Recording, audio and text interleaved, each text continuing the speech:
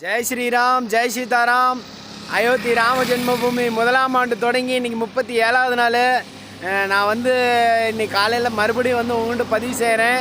என்ன காரணம்னு கேட்டால், நாம் இருக்கிற இடத்துலேருந்து வாரணாசிக்கு 950 கிலோமீட்ரு.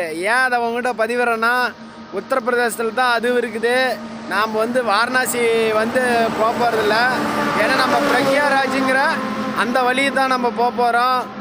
பார்த்தீங்கன்னா நம்ம அங்கேருந்து ஒரு 200 கிலோமீட்ரு, அதாவது கணக்கு பிரக்யாராஜ்லேருந்து ஒரு 200 கிலோமீட்ரு.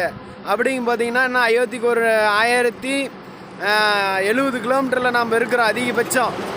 அப்படிங்கும்போது முதலாக உத்தரப்பிரதேசத்தோட நம்ம வாரணாசி, நம்ம காலகாலமாக நம்ம காசின்னு நம்ம சொல்லி நம்மளை வளர்த்திருக்கிறாங்க.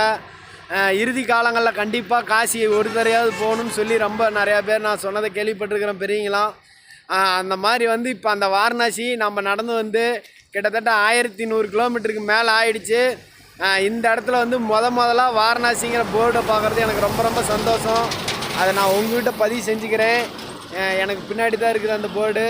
வாரணாசிக்கு பாருங்கள், 950 கிலோமீட்டர் போட்டிருக்கிறாங்க. வாரணாசிக்கு 950 கிலோமீட்ரு. அதேமாரியே டெல்லி ஸ்டேட் ரூட்டு போட்டிருக்கிறாங்க.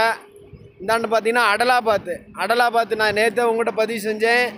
இப்போ அடலாபாத்து பார்த்தீங்கன்னா இங்கே 36 கிலோமீட்டர் தான் வருது. அடலாபாத்து ரொம்ப மகிழ்ச்சியாக இருக்குது. இதை உங்கள்கிட்ட நான் பகிர்ந்துக்கிறேன்.